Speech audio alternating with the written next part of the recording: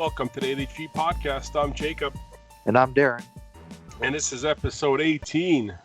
18. And it's going to be a very heavy sports episode this week. Yes, obviously a lot of things going on. A Canadian celebration, if you will, happened last night. So we'll definitely touch on that along with some other interesting topics that me and Jake have lined up. Yeah, exactly. We got a whole bunch of different sports takes today, all over the place. Got a double music feature today from a cool artist we'll talk about, and we'll dip into some entertainment stuff. So let's start off with some sports. All right. Well, obviously the one of the big news, if you've been living under a rock the past 24 hours, the Raptors went to Oakland and came back with the Larry O'Brien World Championship trophy. So first off, congrats to the Toronto Raptors for being the first ever Canadian team to win an NBA title, and happy for the city of Toronto and all of Canada, to that matter, for them bringing home the title. Oh, for sure. Good job. They played well. Oh yeah, I must admit I got a little nervous watching it that last minute. Minute and a half. It was very tight, very close. Mm-hmm. Well, they should have won it, I know. Game 5, but it's okay. Still got it done. That's right. So yeah, so that's great. Obviously, Kawhi Leonard was named Finals MVP, making him the first player in NBA history to win 2 titles. One in the Western Conference, one in the Eastern Conference, and win both MVPs in both conferences. So that's pretty remarkable. Oh, he played well. He was missing for some points, but that's why the Raptors were good, because the team picked it up and played well. Now, here's my problem with the whole thing. Listening to everybody getting their 2 cents in on the entire finals. And yeah, Toronto played a great game. But from everybody sucking on the Golden State tit, it's like, oh, they didn't have KD. KD got injured when he came back for that one game. Oh, Clay went down with an injury. Okay, calm the hell down. This is a team that has a stronger bench than some teams have starting 5. So for a couple of players of them to go down, they have a good enough supporting cast. They have a full bench of a whole bunch of players that can play at an elite level. That's why they won. That's why they're somewhat of a dynasty, that they can lose a couple guys and still be good. Look how close the games were. So what I don't want to hear is anybody complaining, oh, they lost these people. Oh, you know what? That's the game. And that's why you guys had a full squad of, basically 2 teams in one of good enough players. Right. That's why you're so good. Stop complaining about it. I know, but let's think about this. If Golden State was healthy, had a healthy KD, healthy Clay, healthy Looney, and everything, do the Raptors have a chance? They do. Look what they did. Look, they went on the road. Yeah. Punch you in the face. Yeah. But that was also without KD. I'm saying, if Golden State had KD, would this be a different series? Look how Golden State played without KD the series before. They played well. They don't need KD. They really don't. I think they did. I think they just overplayed themselves. You're watching. This is just them put up a whole bunch of threes, not getting things done. Yeah. Not stringing plays together, not making those closing pushes. Golden State turns it on, they're hard to beat. And you can see that, they go down in the game at halftime, but they come back, and then they're like, okay, now we're going to win, and they just destroy you. They've done it all season. They've done it for the past 5 years. It's a good team. It just turns it on. What I'm thinking is there's a lot of, cockiness behind the scenes where they've been getting worse and worse attitude-wise, and it's reflecting in their game. But, again, I think Toronto either way would have definitely put up a really good fight. Doesn't matter if KD was on or off the floor. So remember, if KD's on the floor, somebody else doesn't shoot. So I know, but I'm just saying, as versatile as Kevin Durant is, yeah, he would have definitely been the major X factor, because you look at a team like Golden State, and without doubt, still star-studded roster of players, and Curry and Thompson and Green and DeMarcus Cousin and Iguodala, all tremendous players. And but I think with him not being in the lineup, and also Clay, obviously he suffered a ACL tear last night in the game. Was kind of stretched, kind of razor thin, so they couldn't really play that warrior style of basketball that their fans are used to. well, if it goes down to leadership, if your top stars on this team, when then your really good players on this team are more than starters on other teams, it makes you a dynasty. They are good enough with enough talent to beat anybody at any time. So what happened was they weren't ready for Toronto. Toronto is the unexpected team. Yeah, they're good all season. Yeah, they play surprisingly good defense. Anybody put them in the finals? Nope, nobody No, did.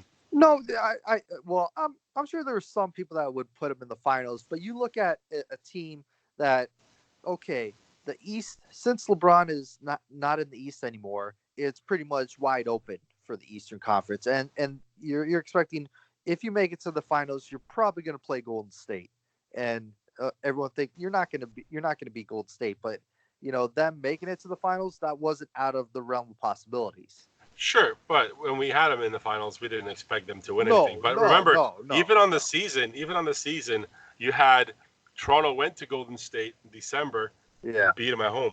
that's true. They did.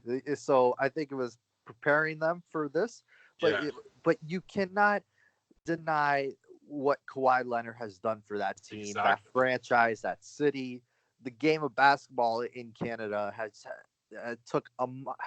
taken a monumental step forward in being the sport of the nation. I'm not saying that it's going to replace hockey anytime soon. Hockey is Should. still hockey's still king over there, without a doubt. But it's on the lips of people in Canada that basketball is I would say our second most popular sport now Yeah, in if that Canada. also depends if he stays for next season, which Oh, I'm assuming absolutely. he does. I I'm assuming he does now. Yeah, me too. I think it's a pretty good I think it's a pretty good reason for him to stay. Yeah, and I wouldn't He's be surprised if Toronto added an extra piece to the team to go it's for a second in a row. it's possible. Obviously they know what it takes to get the job done. You're grateful to play a team like Golden State, who have that championship pedigree, to know what it's like to go to the finals year after year after year. So hopefully that has rubbed off on them to know what it takes to get to the finals in multiple years. So hopefully that Exactly. works. But no, that was great. Seeing them celebration and the Jurassic Parks everywhere across Canada last night was tremendous. There's people partying in Windsor, in Halifax, Toronto, Mississauga, everywhere. It was just great to see, them all celebrating and just enjoying the game of basketball. Exactly. And as a Pistons fan, I'm still happy that the Raptors beat Golden State. So I'm Oh good with yeah, yeah, exactly. But no, it's great to see. It truly shows you a melting pot of nationalities that basketball brings out in people. There's fans from all different walks of life and all over the world. It's just tremendous to see. that. Yeah, it was a good finals to watch. It was it Very was it was intense. compelling and entertaining Yep. all the way through.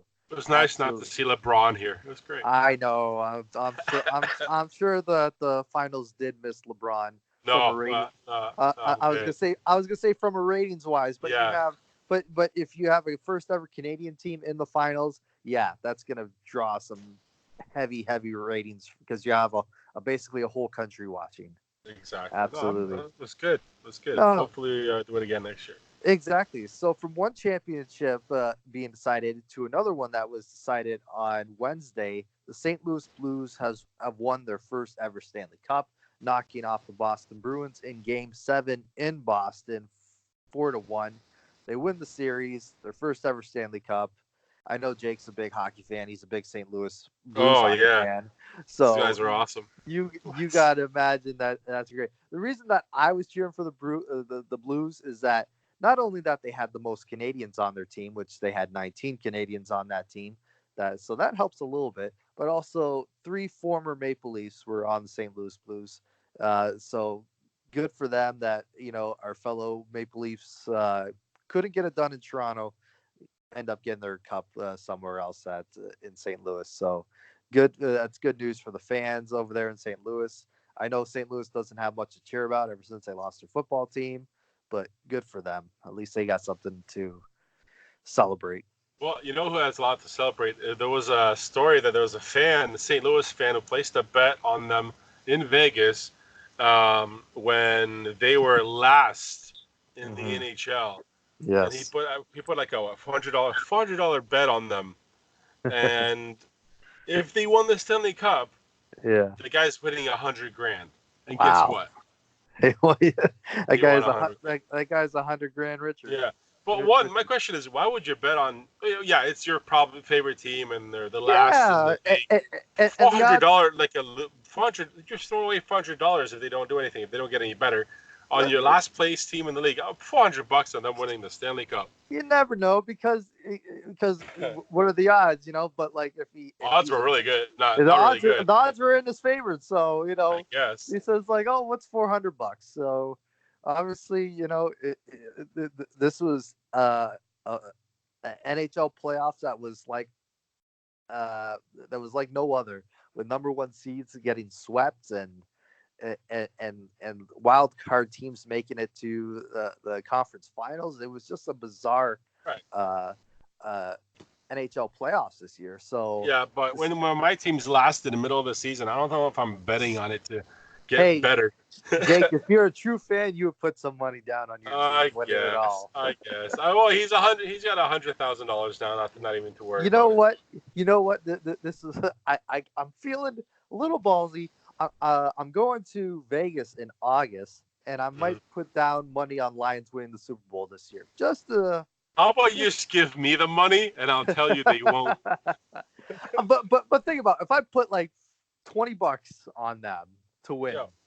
what's $20? No, I know. I don't know what their odds are, but if you give me a second, I can probably look it up, and I can Yeah, we go can look see. it up. But I'm telling you that Yeah, $20, yeah. you can put it in the bank, and the percentage would be way better than the Lions winning the Super Bowl. I know, You but get more out of it. Hell, take that $20, get yourself a couple beers. oh, come on. Way more fun than watching the Lions, Well, frail their way in the playoffs, or not even I make it. know. Who cares? Not even in a division. Who Well, oh, knows? okay. So here you go. So to win the Super Bowl, updated God. Jeff Sherman on the Lions, the Lions.com, not Wow. Lions, but Lions. Um, Wow. the odds for Detroit are actually not that bad. It's actually 100-1. Oh, okay. So $20, 100-1. It could be a nice payday for me if that ever happens. Yeah, yeah. Oh, that's great. So That'd be yeah, a nice payday. so Detroit's 100-1, and the one with the worst odds is Miami at 300-1. So Oh hell, yeah. there you go. Well, Good times. well, in Lions news, as we transition to I, that I one, didn't mean to do that on the purpose. Lions I was just traded two, surprisingly, because they never trade with this team. never. Never. To the fucking Patriots.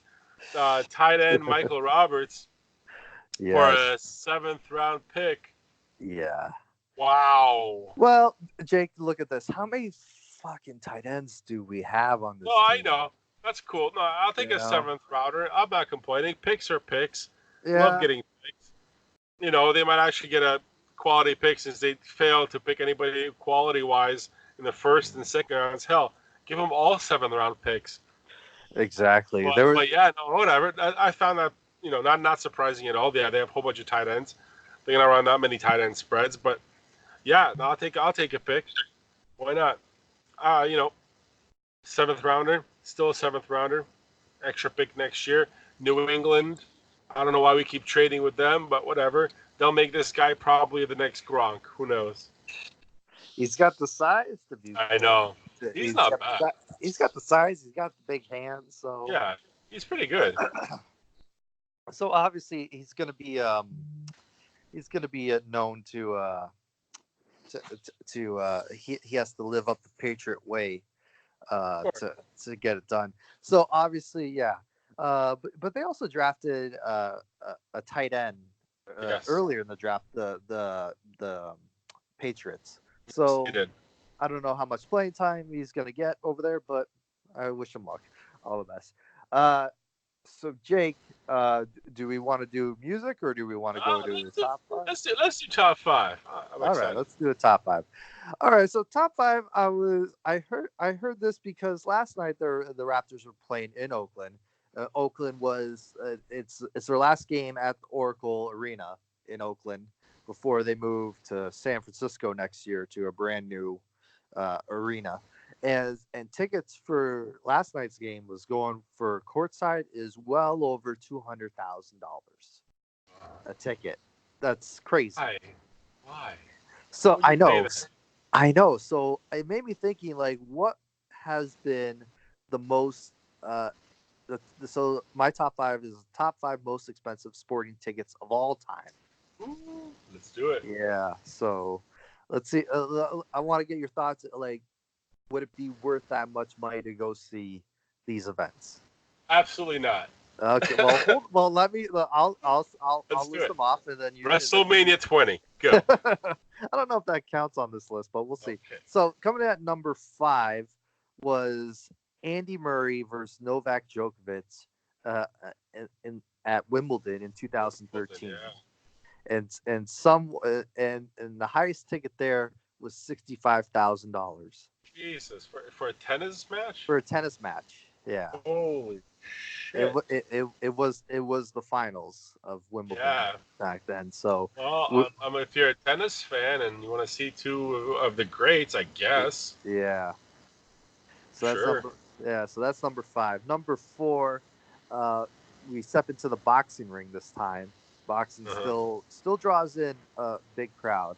Um, this is back in 2015. It was the classic Mayweather versus Pacquiao fight, Yep. and tickets was $75,000 for some near the ring. Damn.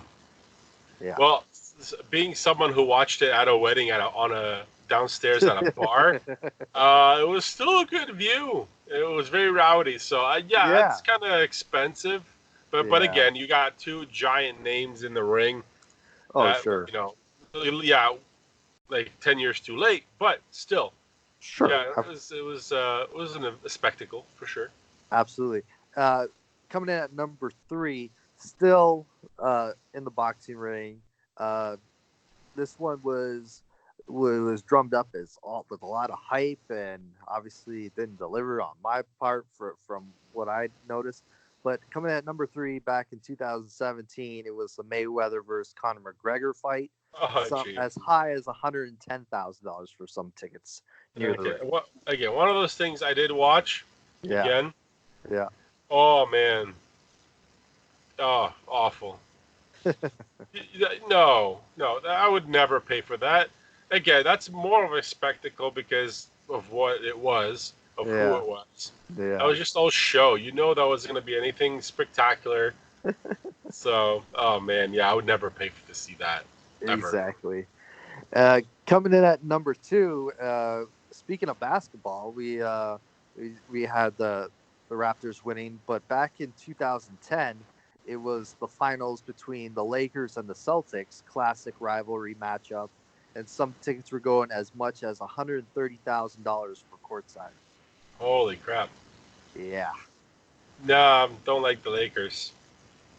No, but you got to respect the Yeah, but look where they are, right? Like that's L.A. They're L.A. gonna have people who big are gonna market. go. Yeah, Yeah, yeah, huge market, lots of money. Yeah, right. that's understandable. There you go. And coming at number one, still basketball. It all this was a couple years ago, back in 2017. Game 5 of the NBA Finals between the Cleveland Cavaliers and Golden State Warriors. Courtside tickets for that, $130,000. Well, since I hate LeBron more than Golden State, I would never pay anything like that. There you go. I still watched the game though. It was on TV. It Oh, it's a was compelling game. HD and shit. But no, it was. I understand. Um, that was a matchup I'd wanted to see. Yeah. So yeah, understandable. You know what surprised me though?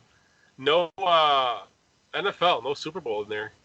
No, that's very surprising, which tells you that people like their basketball more. Yeah, not bad. Very Yeah. good. That was a good top five. Yeah. Very timely. Mm-hmm. All right. So let's move on to our first music segment for this week. Now, this week, we're getting down to the end of our first season here on the ADG podcast. So we're finally going to get to, what is it, episode 18, right?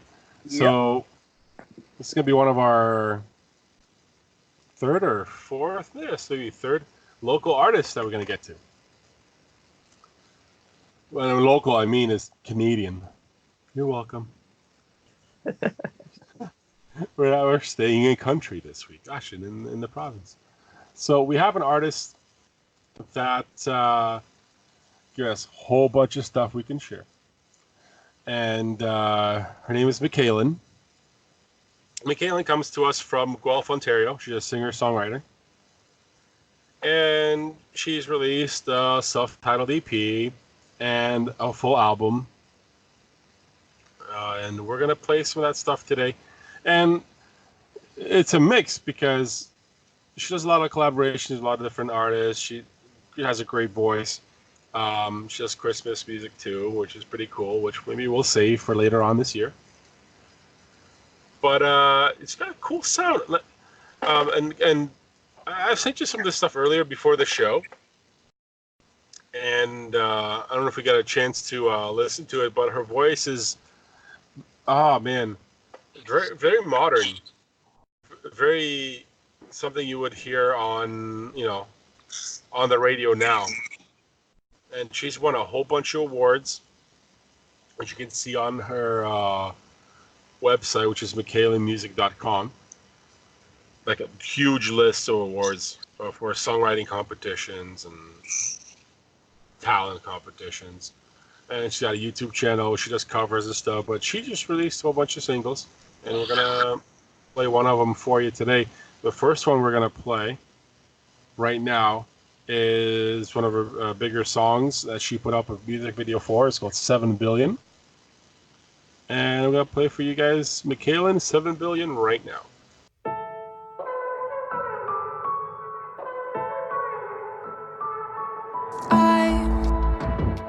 Want you to know, oh, I don't wanna keep riding solo. Put your hand in mine, we'll fly, just let go. You caught me off guard, oh, you unlocked my heart without a question. Had me from the very first impression. Standing steady, holding strong through all the ups and downs.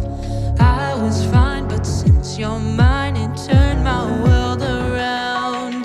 7 billion people here, and you're the one I want.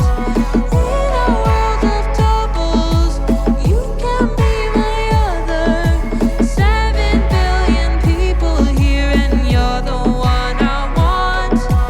Everything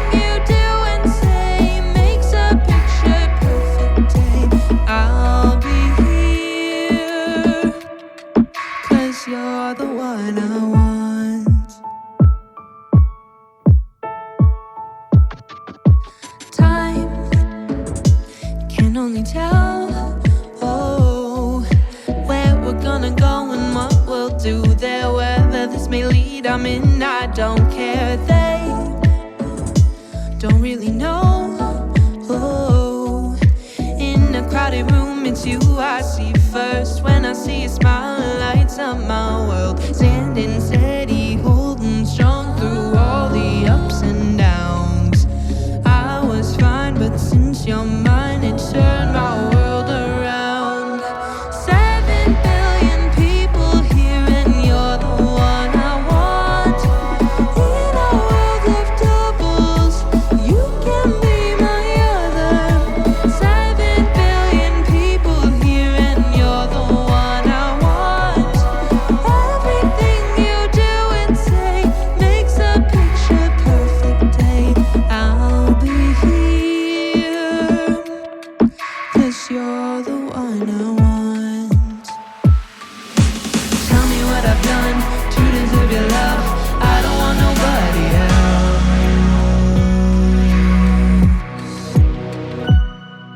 7 billion people here, and you're the one I want.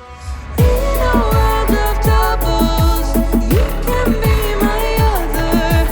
7 billion people here, and you're the one I want. Everything you do and say makes a picture perfect day. I'll be here, 'cause you're the one I want. You're the one. 7 billion people here, and you're the one I want. All right, guys. So that was MIKALYN. That was 7 billion. That was the first track today, or a featured artist from Guelph, Ontario. So plays a lot of local shows up there in the TO, GTA area. But we'll get to more of that later on the podcast. So, Darren. Yeah. That was great. You know what's going on, right? You know what's going on, right? Oh, I know what's going on. It's Jake's second favorite event of the sports calendar. It's Women's World Cup Soccer. That is correct. Now, the best part about that is I'm drawing my oldest into it with me. That's great.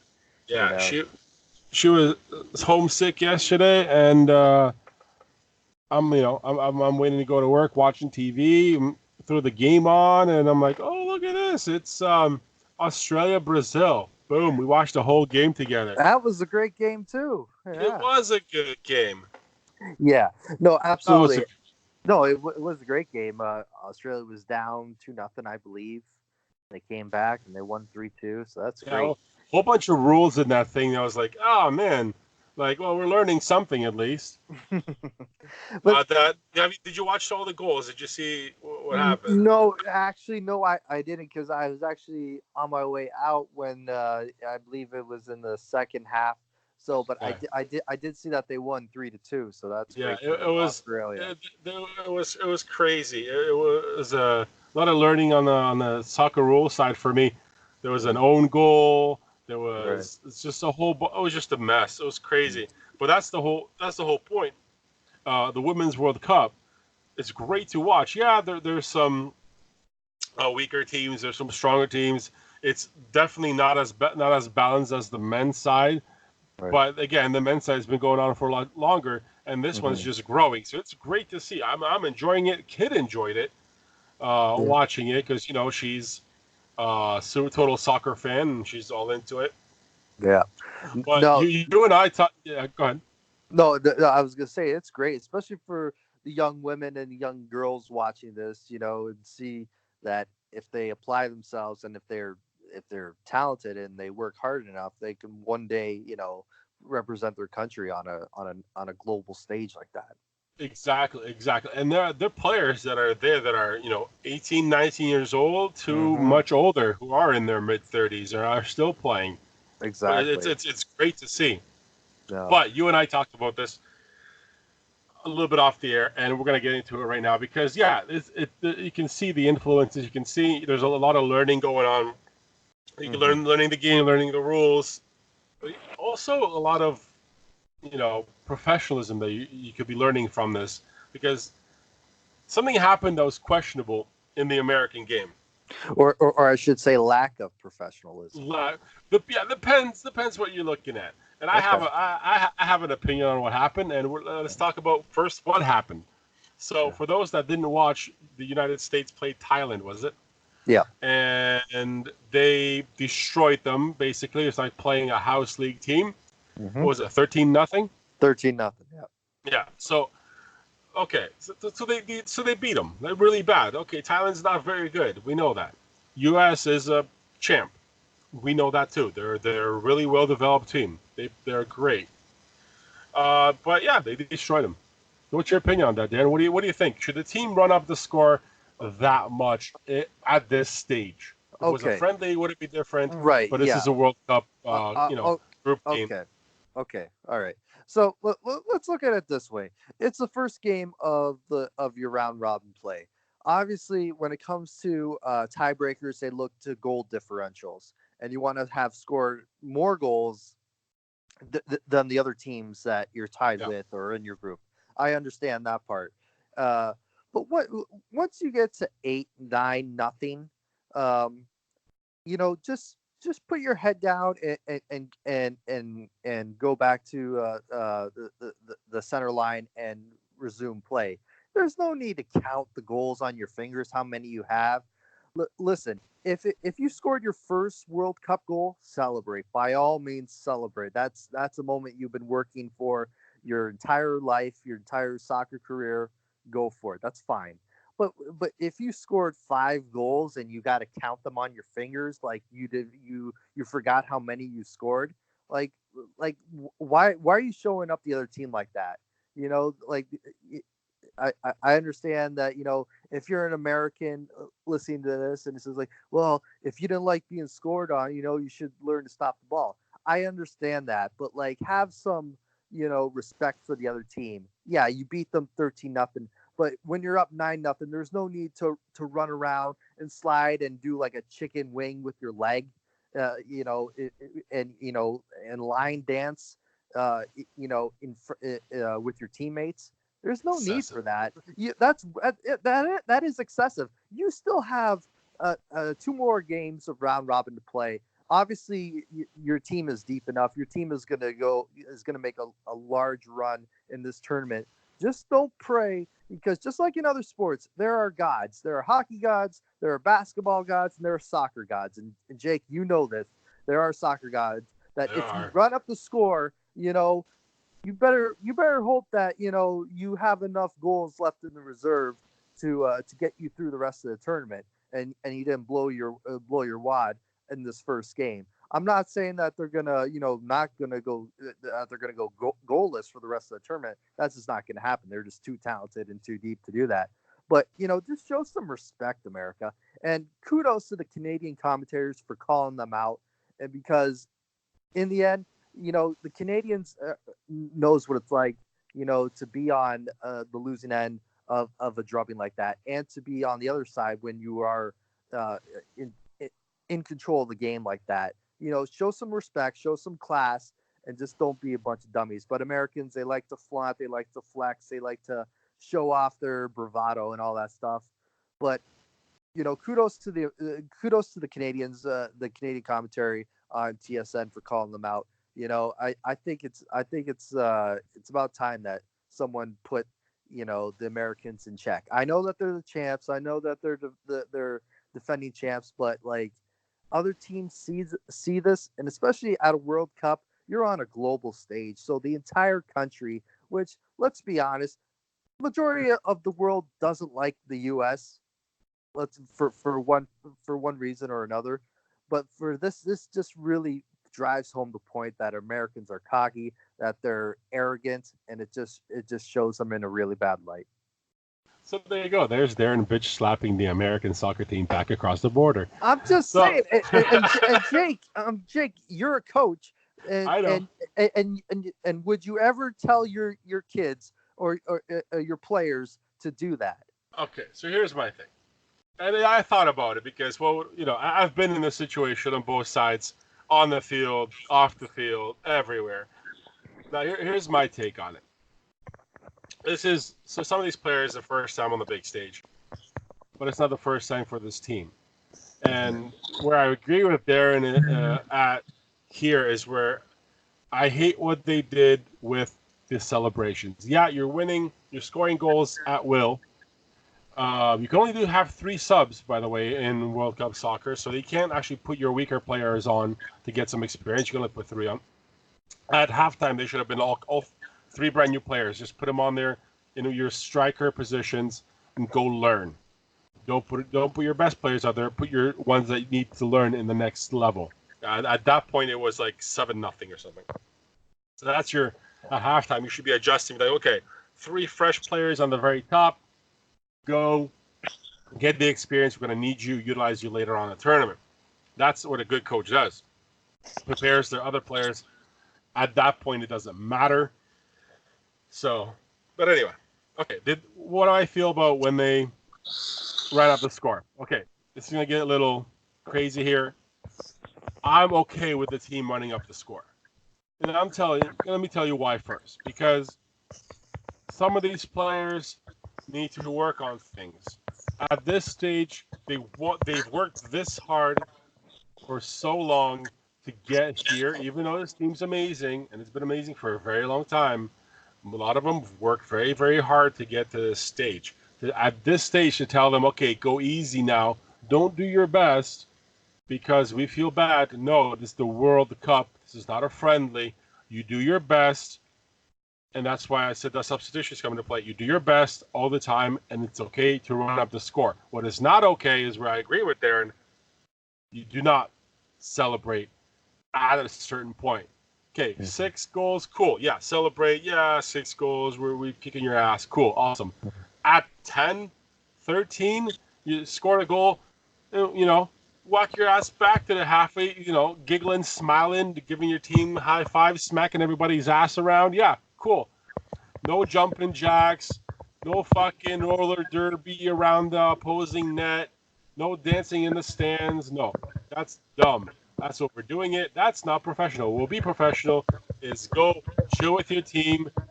Go have some high fives. Do it all again. Work on something. Perfect opportunity at that level. You're destroying someone to work on some things. So that's what I'm thinking about that. And again, I've been on both sides of it. It doesn't feel great when you're getting smashed, and it gets to a point when you're smashing somebody where it just doesn't feel like, okay, we don't need to do this anymore. But we're going to do everything we can to make sure our team does what it's supposed to do. Never let a foot off the pedal ever, especially at that level. So that's just my take on it.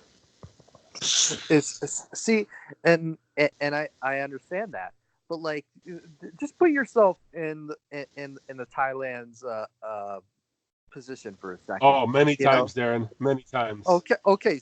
So you understand. Obviously, you're disheartened.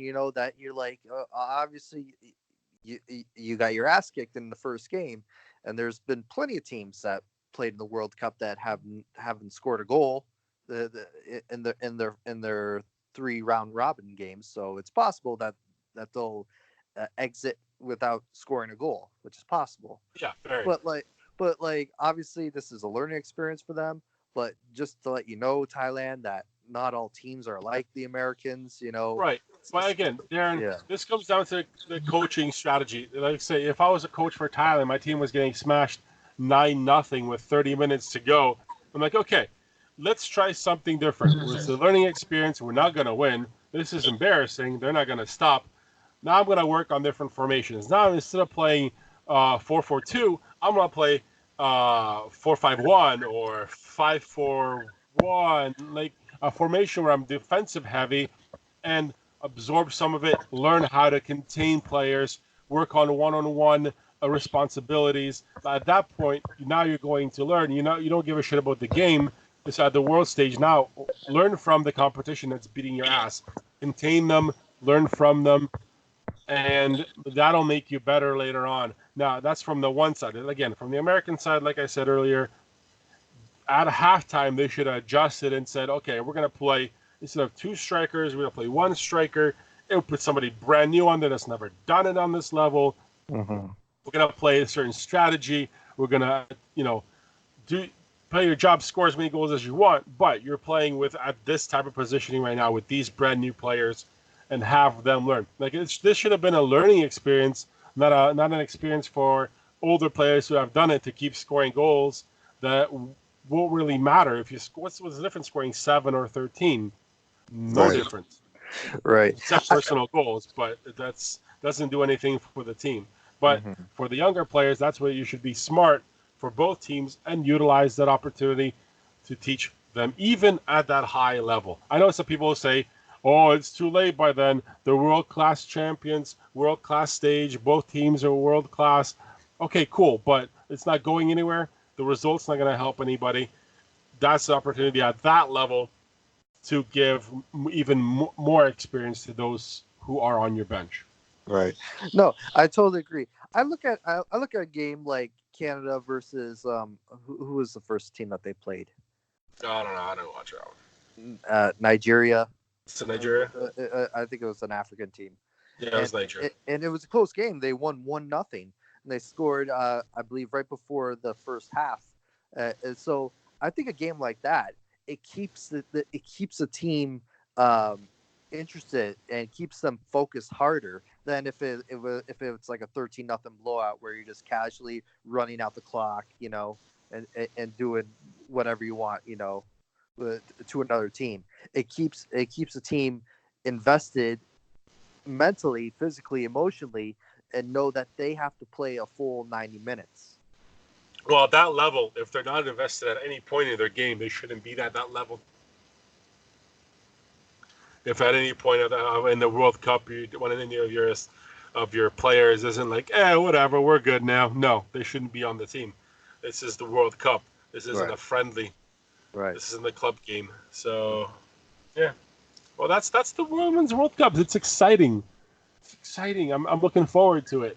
There's a bunch of games going on today, starting in about a half hour of this recording. So, yeah, I'm all in. See how this goes.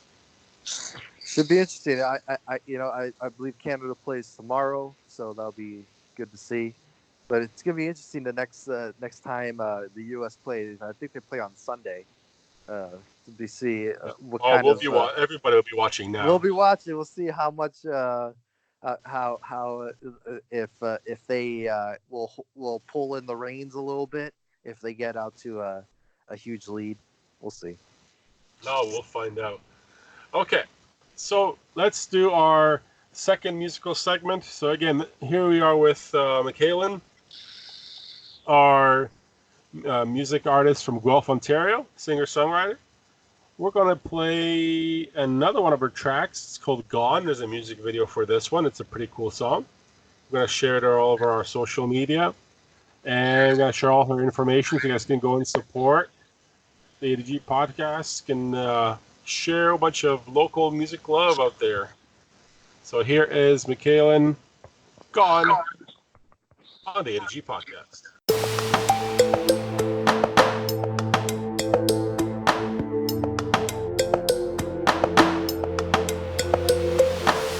This tap is running, watch the water overflow.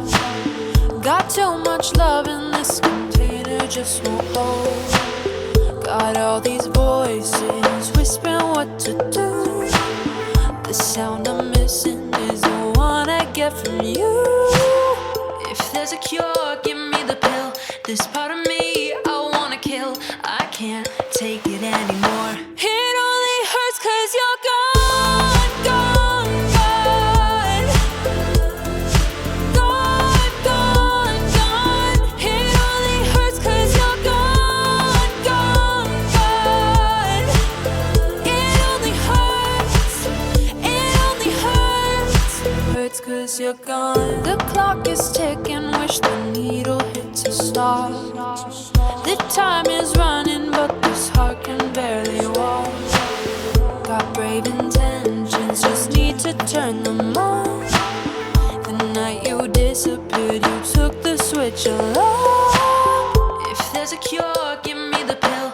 This part of me I wanna kill. I can't take it anymore. It only hurts 'cause you're gone, gone, gone.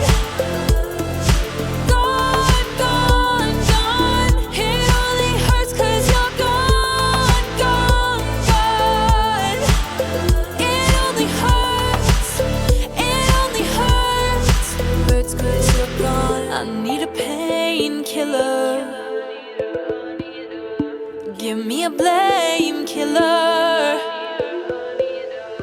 I need a shame killer. Give me the cure. It only hurts 'cause you're gone, gone, gone.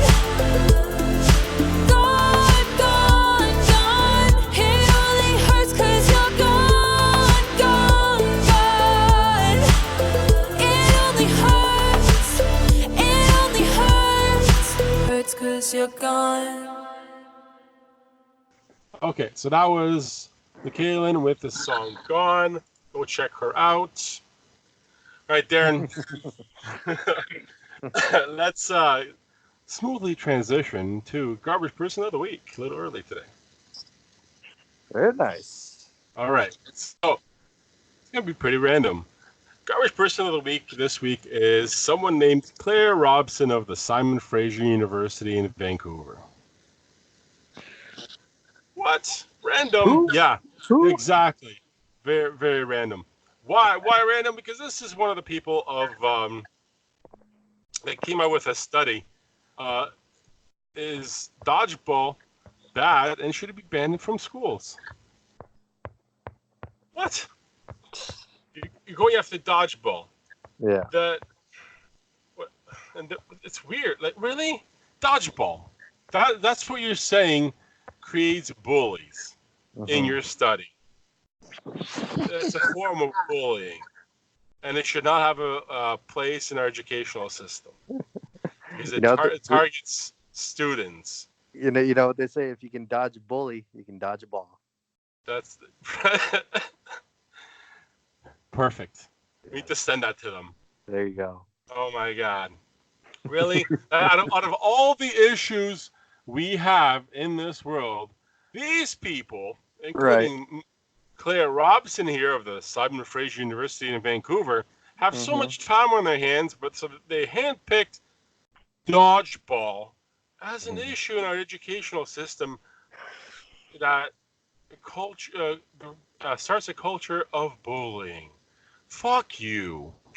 Okay? No.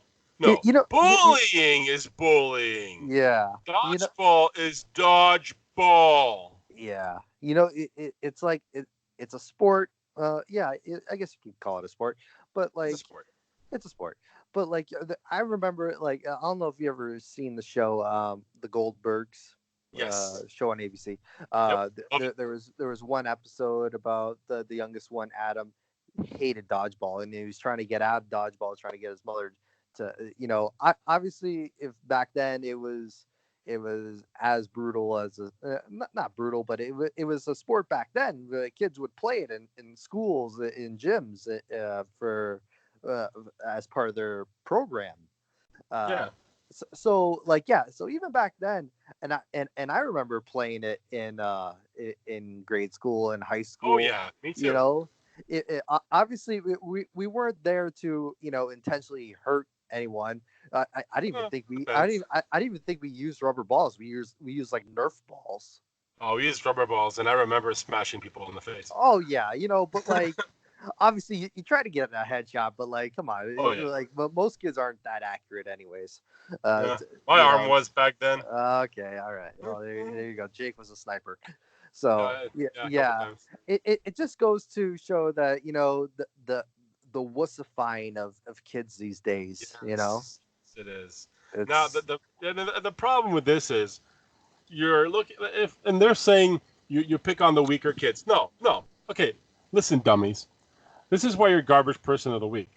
When you play dodgeball, it's like playing any other sport. You pick the best players for your team. Okay, picking dodgeball players, I'm picking the kids that can throw the ball, for one, and the quick kids that can run around. Same thing with basketball, so if you talk about basketball this week. If I'm picking basketball players for my team, I'm picking the kid that can play basketball. Right. Not the kid that can't. Because I'm trying to win a game. If I was playing for fun, I play by myself. But it's a team sport. You pick the best team you can because you're playing to win. And that's what's missing in this awesome society that that Darren beautifully quoted as wussifying, and I agree. We're wussifying everything. We're getting participation medals for showing up. No, fuck off. No, win something. Yeah. Get a position.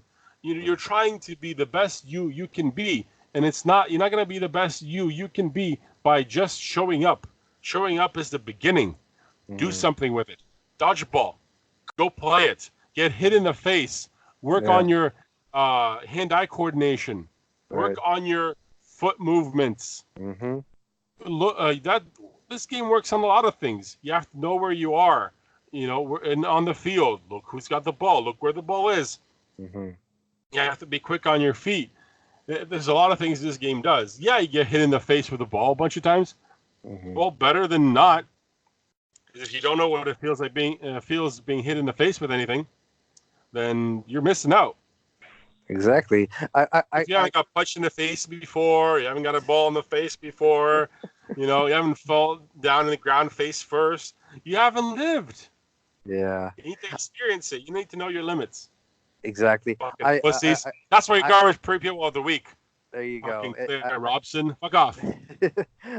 I quote the great Patches O'Houlihan where he said that if you can dodge a wrench, you can dodge a ball. So that's right. So maybe this Claire Robson needs to be hit with the dodgeball to knock some sense into her. Yeah. Or a wrench. Yeah. Harming anybody here, but maybe she needs to dodge, dip, dive, and dodge. Dodge, dip, dive, duck, and dodge. Okay. Yeah, there we go. The 5 Ds of dodgeball. Yes. That's right. Yes. Patches O'Houlihan. Patches O'Houlihan. That's right. Oh, great movie. Great movie. I know, right? Hey. And again, an amazing transition on the A to G's podcast part because now we're going to talk about some movies. Yes. I know Jake has been super excited because he saw a movie that he was really looking forward to. Didn't you there, Jake? Did I? I don't know. I didn't see Dark Phoenix. I heard it was garbage. No, not Dark Phoenix. I thought it was Godzilla. I did not see Godzilla yet. No. Oh, I thought that. No. I was still recovering from my last week's review of Aladdin. So no, Godzilla. No, I haven't seen that one just yet. But maybe this weekend, between all the soccer that I got this weekend, I'm gonna go check something. There you go. But yeah, no. Speaking of movies, though, Dark Phoenix, like I just blurted out the random link because that's what I do, is doing such a terrible job at the box office because, one, it's probably a garbage movie. And for an X-Men movie, it's doing a terrible job. And I would rather see The Secret Life of Pets 2 than Dark Phoenix. And I think you would be right with the majority of people. To see The Secret Life of Pets 2 over Dark Phoenix, because I really think it comes down to like I know X-Men Marvel, but it's not really the Marvel that there's fans that like Marvel and they like all of Marvel, and then there's like Marvel fans that just like Avengers and those films that attach to some. Because like I would put myself in the second group. I like Marvel, Avengers, those characters and that universe compared to the X-Men universe. Yeah, the X-Men universe is kind of all over the place for me, but I did think Logan. Yes, aside from Logan was fantastic. Yes, that was a good movie. They should have just stopped right there. Because Dark Phoenix is nothing appealing about it. I don't care. Yeah. Bad acting, awful idea for a movie, and reviews I read after that, after just seeing some of the trailers, I'm like, man, I don't even think I'm gonna watch it when it comes out on whatever streaming service in like a year. Yeah. It's a waste. But it doesn't get any better because Men in Black International and Shaft are coming out. Woo! No. Get ready for a poop parade because they're both gonna be shit. What? Why? Why are we doing an 80th edition of Shaft and reviving the corpses of the Men in Black again? Why? Because people thought that Chris Hemsworth and Tessa Thompson had such amazing chemistry in Thor Ragnarok. Hey, they'd be perfect to reboot or redo Men in Black. But this time, the black girl, she could be the cool Will Smith character, and Okay. and Thor can be the sexy veteran, that is teaching the new kid the ropes. Yeah, I don't think that's gonna happen. So, if for those who actually want to see some decent movies, something for the kids, we just mentioned Secret Life of Pets. It looks good. Toy Story 4 comes out on June 21st. That looks really good. I'm really looking forward to seeing that. Yeah, I think I'm gonna take the kiddos to see that. Also, a little bit down, July 2nd, Spider-Man: Far From Home. Yes. Yes. And if you don't want to see any good movies, Child's Play remake is coming out also on the 21st.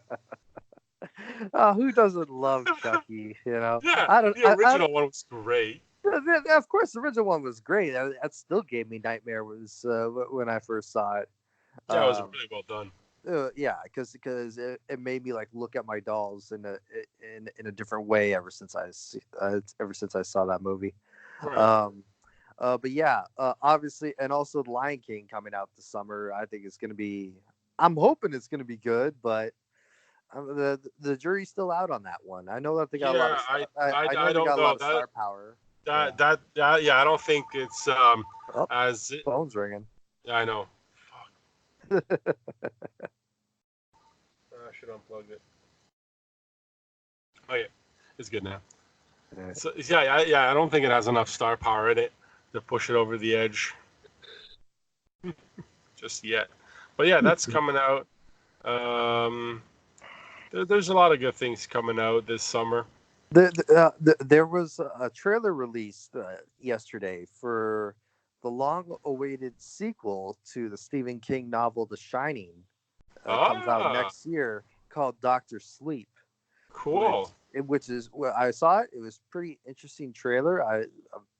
It's if you ever seen The Shining, the little boy in The Shining, he's all grown up now, and it's about him, and I don't know the full context of the movie, but it looks interesting. So if you are a fan of The Shining, I think it'd be worth checking out. So I'm gonna be see how the story continues. Yeah, I'm gonna be on the other side of that one. I didn't like The Shining. Yes, I said it. No, the book was okay. The movie was awful. Personally, don't kill me. I'm a big Stephen King fan of the books. But I don't know. We'll see. I have to watch more trailers on that one. But I know Darren's excited for August because Fast and Furious presents Hobbs and Shaw's coming out then. Super. I know we talked about it earlier, but I have one up for you from that. Okay. What? Dora and the Lost City of Gold comes out in August also. What the hell is that? The Dora the Explorer movie. Oh my god. Yeah. I figured you'd want to know. So okay. So they make a movie of Dora the Explorer. So what's next? Arthur? Is Arthur the cartoon show? We can mess with Dora all we want. We're gonna leave Arthur out of it. That's a great show. We're not gonna ruin it. Because Arthur is a great show. A lot of moral compasses in that one. Okay. Dora the Explorer is just a border jumper with with a whole bunch of pets follling you around. Dora the Explorer gets over the wall. Tries to get off the wall. There you go. There's your movie right there. That's Swipe or no digging under it. Oh god. But yeah, like if they could take a show that we watch as kids, or even like when we were like pre-teens, but we still watch animated shows, I would love to see them do a show like Recess, but like make it more modernized and better. I think that would make a great live action movie. Yeah, There's a lot of things they can do, but they're not doing. Yeah. But as you guys know, we probably have 1 or 2 episodes left in this season. Next season, though, is going to come to you sometime around middle of August-ish, whenever football season begins. We'll be back for the A to G podcast second season. And there's some movies in September we're going to tackle. It Chapter 2 comes out in September. Yeah. The next Rambo, which I know Darren already put in his calendar. Hey, I love me some John Rambo. There you go. So we're going to get into all of that. It's going to be crazy for upcoming movies this year. And we'll see what happens with all of that. But yeah, that's it for the show this week. That's great. Yeah. So make sure you check us out on Facebook, YouTube, Instagram, Twitter. We're there. We'll post all our links for everything that we talked about, our music guests. It can be all found there. And past episodes, if you want to go back and listen to past episodes.